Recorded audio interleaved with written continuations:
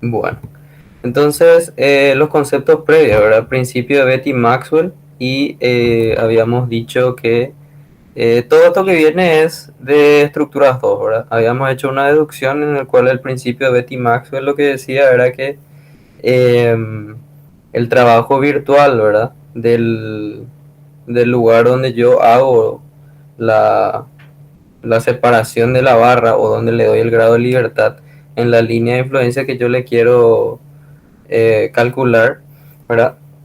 Ese trabajo tiene que ser recíproco con el trabajo del tren de carga, ¿verdad? Y ese concepto de darle un grado de libertad en el lugar donde yo quiero la línea de influencia viene del el principio de, o la ecuación, ¿verdad? De línea de influencia según Müller-Breslau, ¿verdad? Es decir, si yo quiero la línea de influencia de momento flector, doy un giro relativo, ¿verdad? Si yo quiero un efecto cortante, doy un desplazamiento relativo y viceversa, ¿verdad? En el caso de esfuerzos internos, o sea, hay que recordar de que el giro es, o sea, el desplazamiento es relativo y en el caso de una reacción de apoyo, sí, el giro es completamente unitario, ¿verdad? Es decir, si quiero, por ejemplo, una reacción, la línea de influencia de una reacción vertical, entonces el desplazamiento donde estaba ese punto de apoyo tiene que ser unitario. En cambio, si yo quiero una reacción de cortante, el desplazamiento relativo entre la sección de la izquierda y la derecha, supongamos, es el que tiene que ser unitario, no así el desplazamiento total, ¿verdad? Bueno, de ahí, ¿verdad? Viene el hecho de que teníamos esta ecuación, ¿verdad? Donde P es el tren de carga, R viene a ser la elástica de nuestro tablero, M viene a ser el esfuerzo de línea de influencia que queremos calcular, este es el giro relativo, ¿verdad? Del estado virtual de este, ¿verdad? Que viene a ser la deformación y este viene a ser el esfuerzo virtual que corresponde o que es, digamos, compatible con este grado de libertad que se le agregó para calcular esa línea de influencia, ¿verdad? Y este es esa misma rotación en ese mismo lugar porque estamos haciendo la analogía de eh, esa estructura, digamos, rota entre comillas con el grado de libertad. A esa se le aplica el tren de carga para calcular la línea de influencia, ¿verdad? Y habíamos dicho de que como la estructura original no tiene ese grado de libertad inicial, ¿verdad? Entonces esta phi j quedaba como cero, ¿verdad? ¿Por qué? Porque estábamos hablando de un sistema que en esa sección estaba completamente determinado, ¿verdad? Entonces quedaba esta ecuación de equilibrio, ¿verdad? Y finalmente decíamos, o sea, esta ecuación, ¿verdad? Despejada, quedaba asumiendo de que la P del tren de cargas unitario nos quedaba esto, ¿verdad? Y eso lo que nos decía era de que la línea de influencia en una sección J viene a ser la elástica del tablero, ¿verdad? Ahora, lo que sí cabe recordar es que esta ecuación quedó, según esta configuración, utilizando el método de Müller-Breslau, ¿verdad? Que te pedía un desplazamiento unitario en esa sección donde quieres calcular la línea de influencia. Entonces, el phi virtual es el que tiene que ser unitario. Entonces, esta relación quedaba así, ¿verdad? Para posteriormente terminar acá.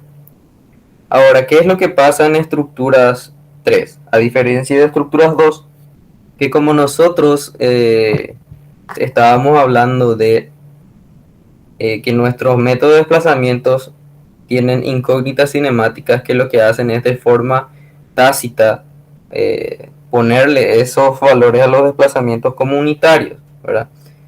Y esto nos lleva a decir, ¿verdad?, de que si yo le doy un grado de libertad a una estructura que no tiene realmente ese grado de libertad y yo le aplico un par de momentos, entonces yo ya no puedo, si ya estoy aplicando un giro unitario en alguna otra parte, ya no puedo aplicar ese mismo giro unitario en otra parte, ¿verdad? Lo que quiero llegar es, por ejemplo, si es que yo estoy aplicando un giro unitario en una sección específica y le doy un grado de libertad, yo ya no puedo arbitrar ese giro como unitario necesariamente. Tengo que hacer el proceso inverso. ¿Por qué? Porque nuestras ecuaciones en estructuras 3 tienen la característica contraria a estructuras 2. en estructuras 2 nosotros hacíamos una ecuación de compatibilidad. ¿Por qué? Porque nuestros esfuerzos eran unitarios, entonces sacábamos desplazamientos y hacíamos la ecuación de compatibilidad de esos desplazamientos. Toda la matriz de flexibilidad y los desplazamientos iniciales, esas son ecuaciones de desplazamiento, por ende es una ecuación de compatibilidad. Ahora, ¿qué es lo que pasa en estructuras 3? Nosotros damos giros o desplazamientos unitarios para calcular rigideces, que son fuerzas, ¿verdad? Entonces, esa ecuación termina siendo una ecuación de equilibrio, es decir, es una ecuación de compatibilidad estática, no de desplazamiento, ¿verdad? Entonces, por la naturaleza de las ecuaciones que se utilizan para resolver por uno u otro método, ¿verdad? Es decir, estructuras 2 o estructuras 3, como yo ya necesito ahora, lo que necesito es ya tener el esfuerzo, no el desplazamiento. ¿Por qué? Porque lo que voy a hacer es una ecuación de equilibrio, no una ecuación de deformaciones. Entonces, en vez de aplicar el giro unitario en ese lugar donde quiero la línea de influencia, en realidad voy a aplicar un esfuerzo unitario. Eso se traduce a, si me pide, por ejemplo, la línea de influencia de un momento flector, en lugar de dar el grado de libertad como unitario, lo que voy a hacer es dar el grado de libertad, pero en vez de arbitrar el giro como unitario, voy a arbitrar el momento flector como unitario. Para eso vamos a ver en el ejercicio que vamos a hacer. Bueno, vamos a subir este. Calcular y dibujar la línea de influencia del momento flector en mm. El tren de carga se desplaza sobre las vigas 1, 2 y 3 del tablero, ¿verdad? Entonces ya nos está diciendo que el camino del tren de carga es 1, 2 y 3, ¿verdad? Quiere decir de que nuestro tablero, ¿verdad? Que por definición es la serie de barras por las cuales se desplaza el tren de carga o la carga móvil, ¿verdad? Son las 1, la 2 y la 3. Ahora nos piden ¿verdad? Entonces, por el método mismo, a la derecha de esta cruz, vamos a decir, a la izquierda de la barra 2 específicamente, acá va a haber una rótula. Y ahí es donde entra la diferencia entre estructuras 2 y estructuras 3. En estructuras 2 nosotros debemos arbitrar este giro como unitario, ¿verdad? En mm. Pero ahora en estructuras 3 vamos a poner un momento unitario por la naturaleza de la ecuación de equilibrio, ¿verdad? Y sobre, ¿verdad? Hay que destacar la diferencia, ¿verdad? Acá esta parte es completamente normal, ¿verdad? Todas las entradas de datos completamente usuales, ¿verdad? Número de barras, número de hipótesis, número de componentes, el número de incógnitas que vamos a ver ahora después, y la geometría con la inercia y el módulo de elasticidad. Esto se mantiene completamente, ¿verdad? Ahora, acá tenemos nuestras incógnitas cinemáticas. Y si bien acá tenemos las tres incógnitas cinemáticas, acá tenemos tres, ¿por qué? Porque está todo empotrado. Lo mismo acá y lo mismo acá. ¿Qué es lo que pasa? Y en realidad, por más de que acá puse las tres incógnitas, porque esto es un triple, un cuádruple empotrado, ¿verdad? Acá, en realidad, la barra 2 tiene que tener una rótula. ¿Por qué? Porque yo lo que voy a resolver es esta estructura, pero con la rótula acá, ¿verdad? ¿Por qué? Porque esa es la que tiene el grado de libertad que me va a permitir sacar esa línea de influencia. Entonces, a modo de reconocer eso, ¿verdad? Hay que tener muy presente que la barra 2, por más de que se vea como bien potrada, al yo estar calculando la línea de influencia, tengo que saber de que en realidad es una apoyada empotrada, ¿verdad? Porque no está la rótula acá, cosa que debería haber estado, ¿verdad? Porque ya se le dio ese grado de libertad para calcular la línea de influencia, ¿verdad? Lo siguiente es los ángulos, ¿verdad? La matriz de ángulo, que se mantiene el mismo concepto que veníamos manejando hasta ahora. Idéntico para las condiciones de apoyo, ¿verdad? Acá estas barras 6 y la barra 9 parecen de que son continuas con las barras horizontales, pero en realidad terminan en la rótula, por eso es que quedan como uno que vienen a ser la apoyada empotrada, ¿verdad? Y en este caso dos que vienen a ser la empotrada apoyada. Esta obviamente sigue siendo una apoyada empotrada y la barra 3 una empotrada apoyada, ¿verdad? Y acá es donde viene lo que te había mencionado, ¿verdad? De que esta barra 2, si bien es bien potrada en esta configuración, para la resolución de la línea de influencia acá le pusimos la rótula, ¿verdad? Entonces por eso es que entra como 1, que es la apoyada empotrada, ¿verdad? El resto de las barras sí se mantienen como bien potradas. Lo siguiente es la matriz de incidencia, ¿verdad? Y acá lo que vale la pena decir es de que tenemos la barra 1, la barra 2 y la barra 3, ¿verdad? Y como habíamos mencionado, esta barra 2 terminó siendo una apoyada empotrada, ¿verdad? Entonces, estas tres incógnitas no corresponden. Hay que quitarle la 3, que es la que corresponde al giro, ¿verdad? Entonces, 1, 2, 0, 4, 5, 6 para la barra 2. Y eso es lo único que se tendría de especial esta barra, ¿verdad? O esta estructura en general, ¿verdad? ¿Por qué? Porque el resto de las cosas se mantienen según las incógnitas cinemáticas así tal cual como están escritas, ¿verdad? Perdón. Bueno, lo siguiente es entender de que cuando yo le di el grado de libertad a la barra, ¿verdad? En esa sección, ¿qué pasó? Yo, como te digo, pongo la rótula acá y en vez de colocar, como te había mencionado, hay que colocar un giro unitario, pero como es, o sea, el método te pide un giro unitario, ¿verdad? Como estamos en una estructura de 3, en vez de darle un giro unitario, le vamos a dar un momento unitario.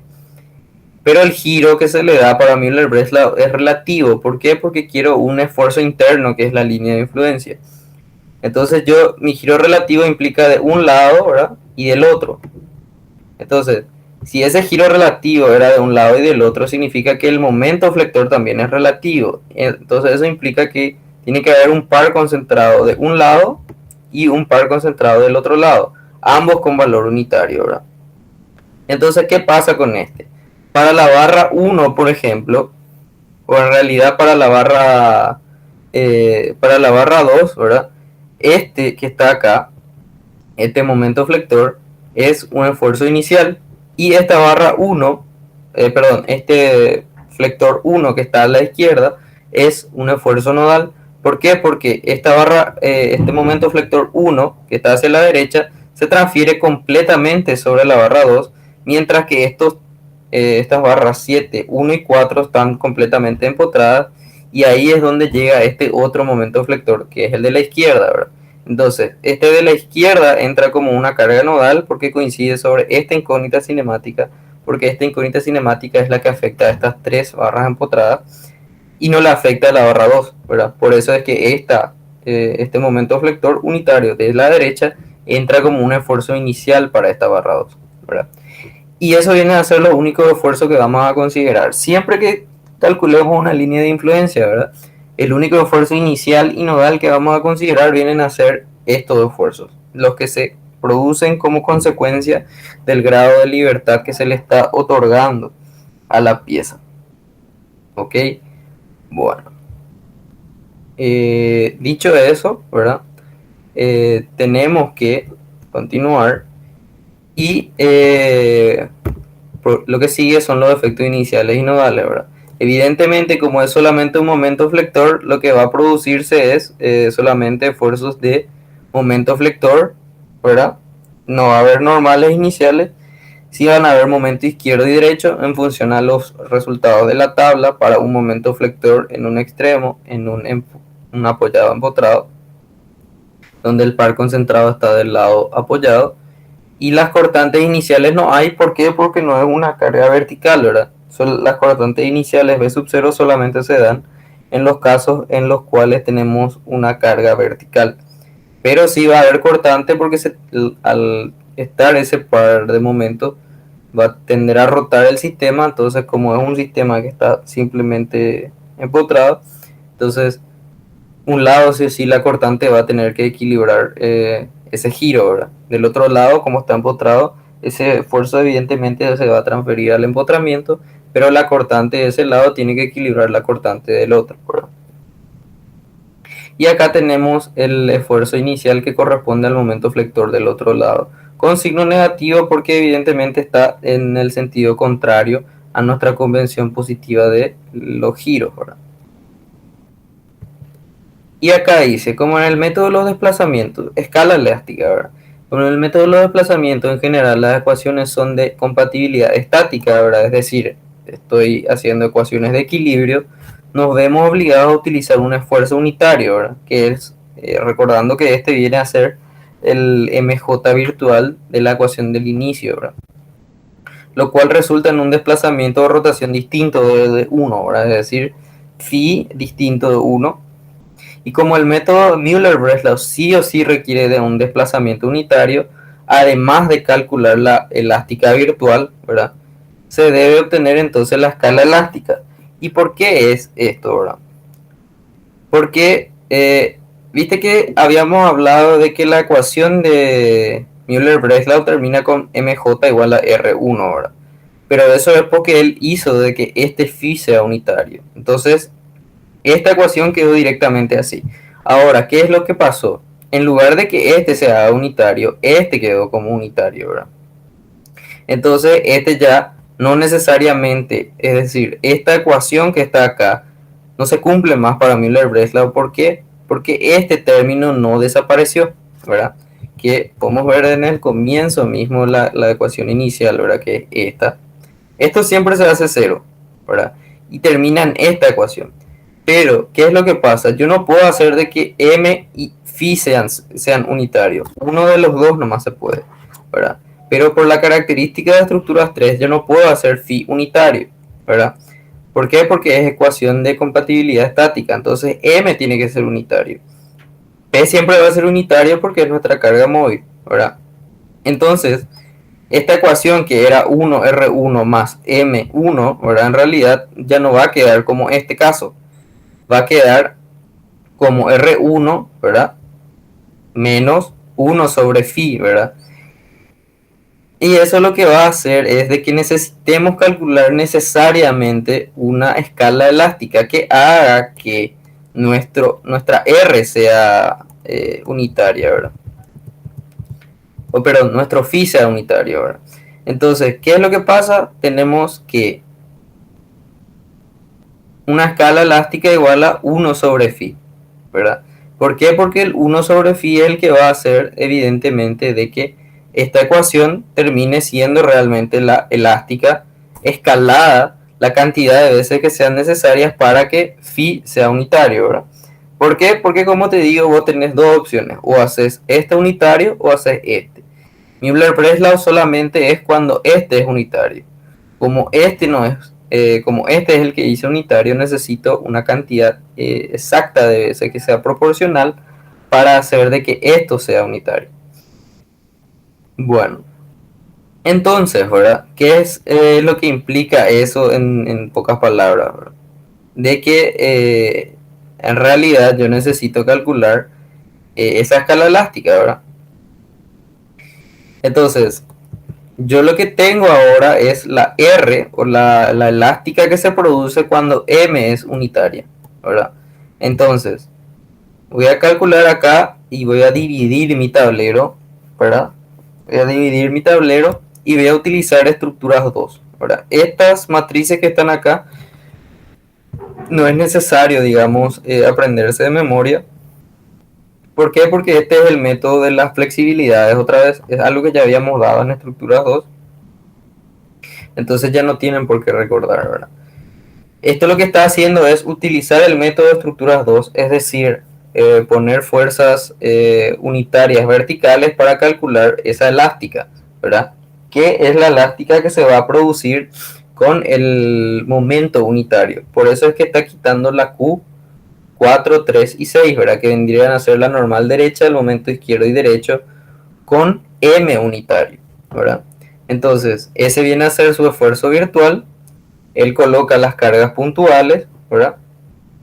Y entonces calcula la elástica que se produce con ese momento unitario. Y obviamente que como lo que yo quiero hacer es lo inverso, ¿verdad? Que es lo que está acá. Yo lo que requiero es una escala elástica que haga una cantidad de veces de tal manera que esto se vuelva unitario, ¿verdad? Entonces, lo que tengo que hacer, mi escala elástica es 1 sobre ese valor de elástica, ¿verdad? ¿Por qué? Porque la elástica que se va a producir cuando el giro es unitario es proporcional a cuando el momento es unitario, ¿verdad? Tendría a ser un caso muy parecido al postproceso que vinimos diciendo en pórticos planos, ¿verdad?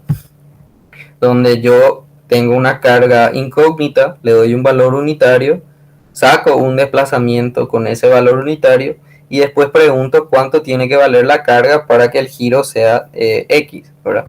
Ahora lo que quiero es el proceso inverso. Tengo una carga que la voy a hacer unitaria, saco una elástica, entonces, ¿cuánto tiene que valer el valor de ese esfuerzo, ¿verdad?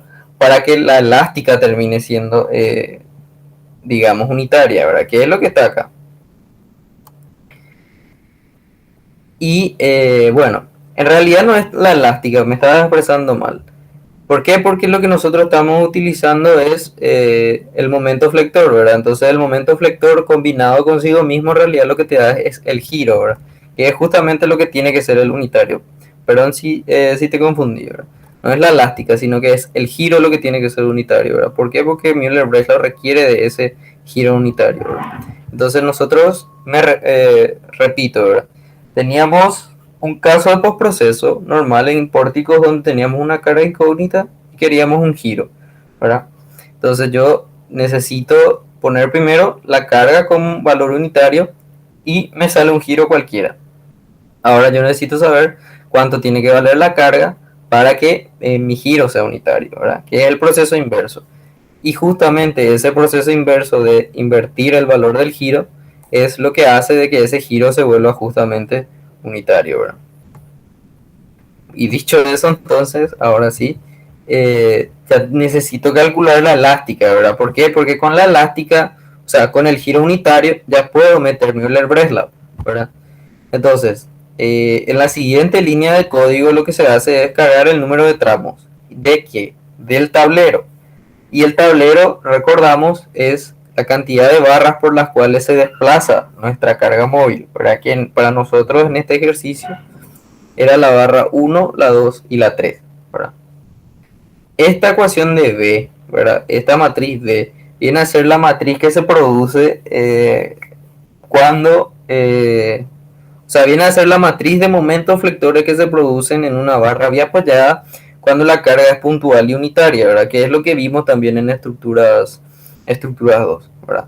Esto también está en el libro del Volta por si que de por ahí hay algún interés en entender de dónde sale, ¿verdad? Y cómo se deduce esta matriz. Pero lo que hace en pocas palabras esta matriz es tratar de calcular justamente, viste que por el método de los desplazamientos de estructuras 3, yo voy a tener los desplazamientos en los extremos, ¿verdad? De las barras. ¿Por qué? Porque cada incógnita cinemática, en este caso, ¿verdad? Yo voy a tener este 1, este 4, ¿verdad? Que vienen a ser los desplazamientos verticales que se van a corresponder evidentemente con los de la elástica, ¿verdad? Esto yo sé que es fijo y esto también. En este caso, ¿verdad? Solamente tenemos dos nodos, ¿verdad? Entre las barras del tablero, o sea, sí, las barras del tablero, ¿verdad?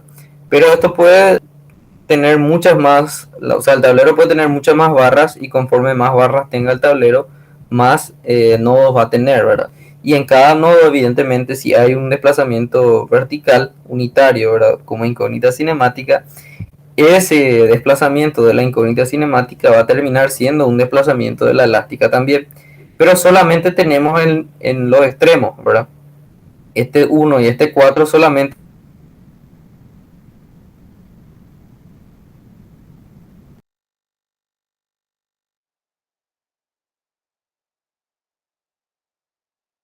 cuánto se desplaza o tengo solamente desplazamiento de hacer es sacar una matriz que nos permita calcular justamente los desplazamientos intermedios, ¿verdad?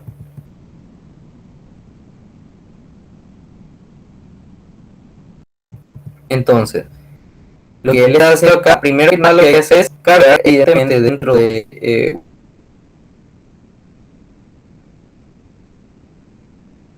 una variable aparte los valores de los desplazamientos extremos, ¿verdad? Y acá voy a agregar los desplazamientos nodales, ¿verdad? Pero los desplazamientos nodales se hacían con cargas unitarias, ¿verdad? En estructura 3 directamente ya yo voy a cargar los desplazamientos de mis incógnitas cinemáticas que se correspondan con los extremos de cada uno de los nodos del tablero. Entonces, RT o sea, viene en función a los desplazamientos del tablero, ¿verdad? Y el tablero tiene tres barras, ¿verdad? Entonces, barra 1 del tablero que es RT1, barra 2 del tablero RT2 y barra 3 del tablero que es la barra 3, ¿verdad? Y acá vemos que tanto la barra 1 como la barra 3 tienen un 0, tanto la izquierda como la derecha respectivamente, ¿verdad? ¿Por qué? Porque para la barra 1 del tablero, que es esa apoyada empotrada, ¿verdad? El primer apoyo es fijo, entonces no tiene desplazamiento izquierdo. Mientras que el desplazamiento derecho viene a ser la incógnita cinemática 2, ¿verdad? Que es esta que está acá, ¿verdad? Que es, recuerden que el 1 es el horizontal y el 2 es el vertical. Entonces cargo el R2, ¿verdad? Y para el extremo derecho de la barra 2 o el izquierdo de la barra 3 es evidentemente el R5, ¿verdad? Entonces, para la barra 2 es el R2 y el R5, y para la barra 3 es el R5 y 0 porque el lado derecho de la barra 3 en este caso es el que tiene el apoyo fijo, ¿verdad? Una vez que ya cargué los desplazamientos nodales, ¿verdad? Con estas matrices que están acá, él se encarga de hacer este con este, ¿verdad?